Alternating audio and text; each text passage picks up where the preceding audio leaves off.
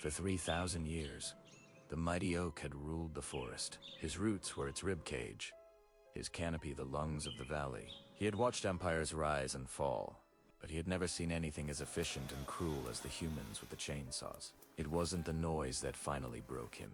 It was the vibrations of death in the soil. The mighty oak watched, paralyzed as these creatures marched through his domain. They didn't just take the elders for lumber. They trampled the future. He felt the snap of saplings, the children of the forest.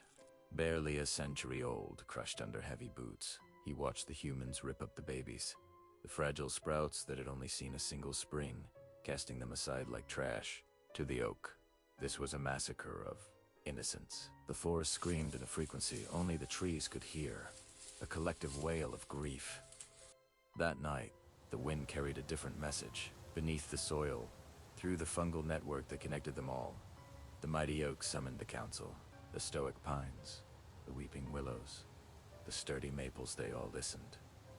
The oak's decree was ancient and cold. They have taken our future.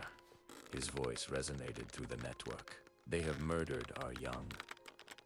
The law of nature is balance. We shall not strike the ones with the axes, for they are already withered inside. We shall strike where their heart lives. The plan was agreed upon in the rustling of leaves. An eye for an eye. A sapling for a sapling.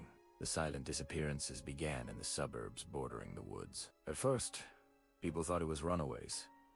Then, they blamed a kidnapper. A mother would turn her back for a moment, and the swing set would be empty. A father would glance at his phone, and the sandbox would be deserted.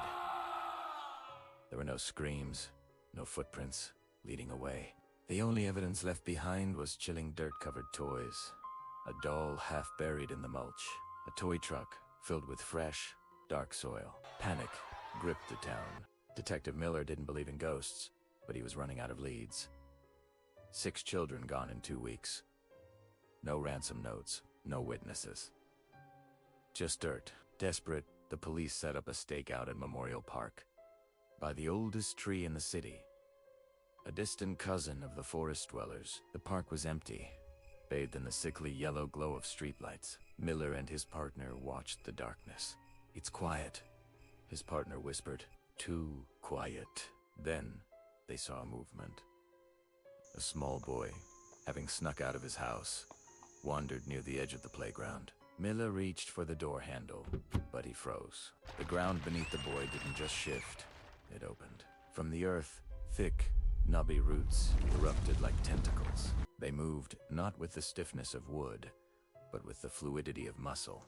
In one terrifyingly swift motion, the roots wrapped around the boy's ankles and waist. There was no time to scream. The tree snatched him downward. The earth churned like water, swallowing the child whole, and then sealed itself shut. On the grass, the only thing left was the boy's flashlight, flickering once before dying out.